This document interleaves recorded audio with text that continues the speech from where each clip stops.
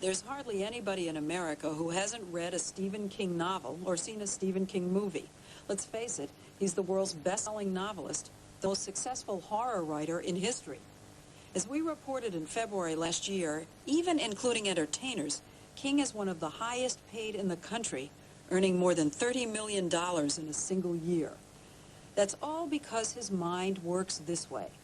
A man screams, and this rat jumps into his mouth and gets halfway down his throat. And if you can imagine, okay, not just the taste of it and the rear legs sort of kicking in air, but the feel of the whiskers way back in your throat as it sort of gobbles away at your soft palate.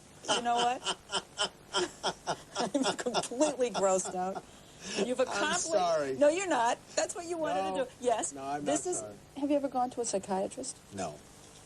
No, I've never gone to a psychiatrist because I feel like what you do at a psychiatrist is you pay $75, $90 an hour to get rid of your fears, whereas if I write them down, people pay me. It's good. Since 1974, people have paid good money for 32 novels, 5 collections of short stories, 9 screenplays, and 1 nonfiction study of horror. Except for his birthday, the 4th of July, and Christmas, King writes for at least 4 hours every day. The ideas come and they have to be let out. That's all. They just have to be let out. All that stands between those ideas and the rest of the world are these wrought iron gates. King can afford to live anywhere, but the hometown of horror is Bangor, Maine.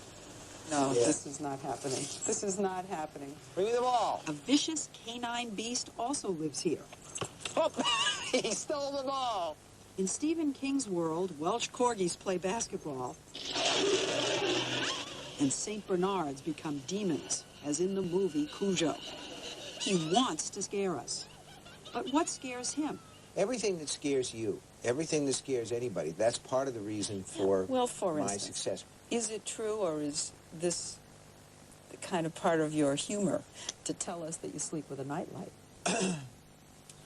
So what if it is true? It's not hurting anybody.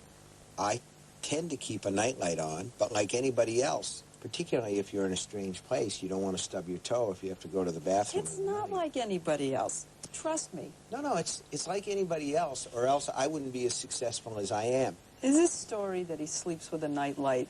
No, it's not true. It's not true. No. Tabitha King is certain because she and her husband, Stephen, have been married for 26 years. There's a lot of mythologizing. Yeah, but he And created he encourages it. Yes, he does. He does. He encourages it. Tabby keeps the monsters away, so when I'm around. That's true. Over the years, you have kept a lot of monsters away. They met and dated at the University of Maine at Orono. Tabitha is also a writer whose 7 novels take place in Maine and concern the war between the sexes. They have raised 3 children. They understand each other. Steve, we're here in a Chinese restaurant. What if this were a Stephen King place? Well, actually... Well, we know, don't we? Yeah, we know. Because I wrote a scene... The fortune cookies would bleed. Right, and eyeballs would come out of them, and flies and deformed... I wrote the Chinese restaurant scene right in it. Yeah. It's been done, yeah. I don't find what he writes weird, and I don't find his characters weird, okay?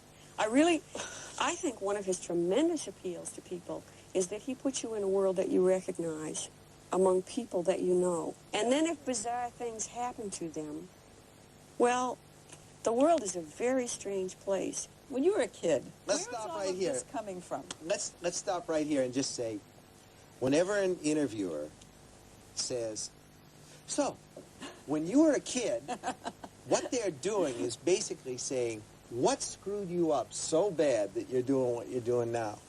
Nothing happened. I didn't used to light fires when I was a kid. Anything like that. Did you light fires when you were a kid? No, I didn't. Really, I didn't.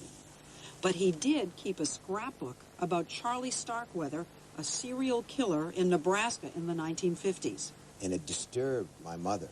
And I wonder she said- why. And I said to my mother, I'm studying his face so I'll know it if I see it and know to get out of that person's way. That's the stranger. That's the other. And you could see it in his eyes to a degree. There was something gone in there. But I also understood that that was in me, and it was in a lot of people.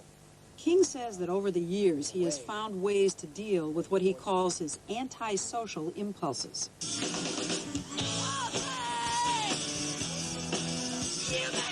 Since 1992, Stephen King has performed with the Rock Bottom Remainders, primarily a group of writers like Amy Tan and Dave Barry who sing, sort of. He also loses himself in baseball. He even built $1 million Little League ballpark behind the house, affectionately known as the Field of Screams. Good job.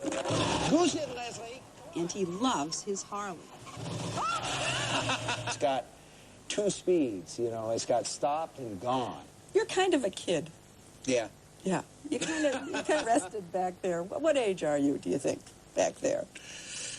I don't know. If I had to pick an age, I'd say probably... Did you ever seriously wonder about your sanity?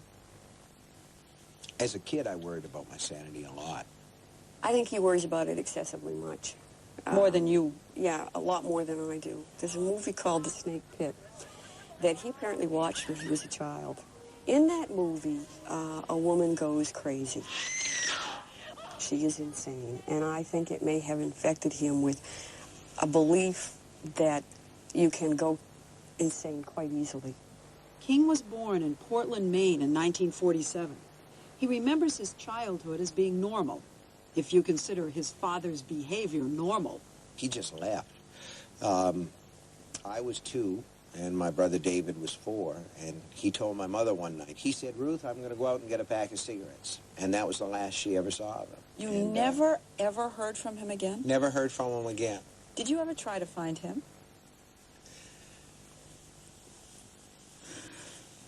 No, I really never did. I've thought about it from time to time. Do you hate him? No, I don't hate him. Maybe if I had him around now and he wasn't really just totally decrepit, I'd kick his ass for him a couple of times. At the age of 12, King began submitting stories to publishers, but he received rejection slips until college, when he earned a few extra dollars by writing for gentlemen's magazines like Dude and Swank. After he and Tabitha married, they lived in a rented trailer. She worked at Dunkin' Donuts, he at a laundry. But he kept writing, and one Sunday morning in 1973, his editor called. Paperback rights for Carrie went for $400,000. And he said to himself, I have to get my wife a present. The only thing I found open was the Rexall drugstore, so I bought her a hairdryer. Hairdryer. Did we get her something on Monday? We got her the news that we were going to retire and become full-time writers. Today, the Kings have enough money to rebuild a library in Bangor. He says he has always loved to read. Do you like Jane Austen? I've never read a Jane Austen novel in my life. Seen a couple of the movies. You don't put that on the air. Tolstoy. Did you have... I've never read Tolstoy. You've never read Jane Austen or Tolstoy? Never read Jane Austen or Tolstoy. The greatest novelists. I've read most of what Dean Koontz has written, though.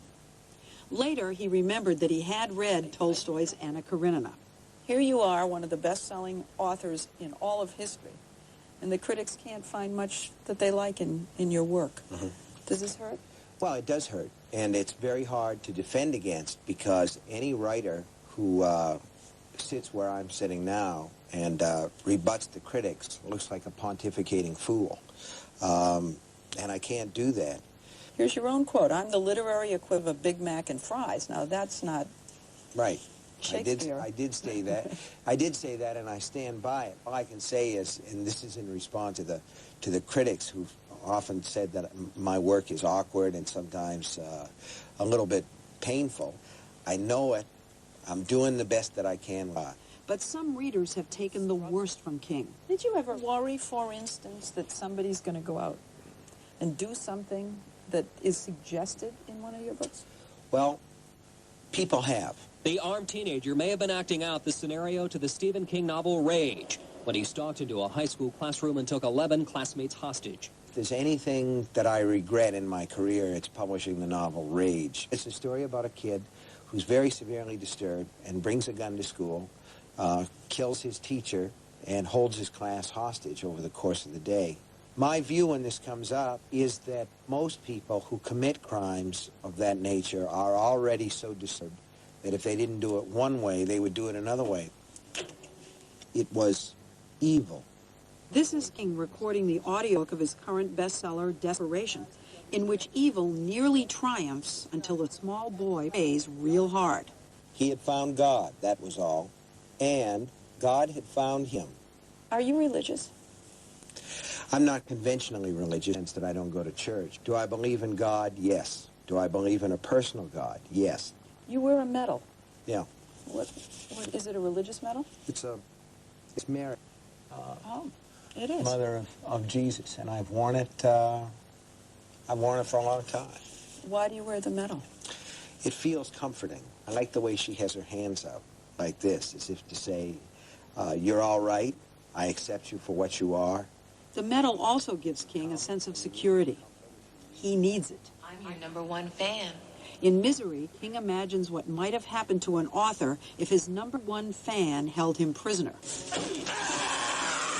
You have people who camp out in front of your house. Yes, and we had a guy come through window. What happened? He came in the window and he said, I have a bomb and I'm going to kill you. And I said, oh. Went out the door, nearest door in my pajamas.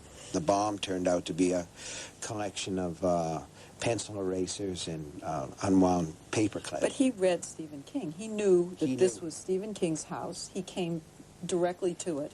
Mm-hmm. It makes me nervous. I worry about his security, the possibility that someone might try to do what was done to John Lennon to him. He is very well known, and there are real crazy people out there. Do you ever get to feel that you are a prisoner of his success? Oh, sure.